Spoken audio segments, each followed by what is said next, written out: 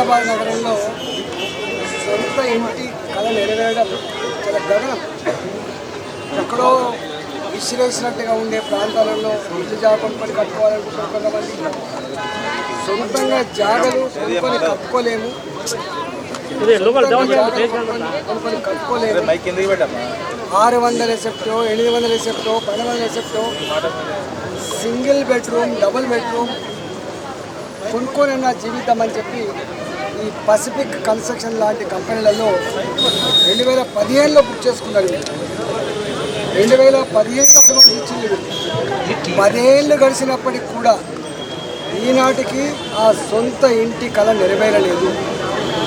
ఇవాళ వాళ్ళు పోయి యజమాన్యాన్ని దరఖాస్తు పెట్టుకుంటే బెదిరించుడు, బౌన్సర్లతో కొట్టిపిచ్చే పని, అడ్వకేట్లతో బెదిరించే పని, మీరు ఏం చేసుకుంటారో చేసుకోకపోని చెప్పి అడమెంట్గా మాట్లాడుతున్నట్టుగా వాళ్ళు చెప్తా ఉన్నారు.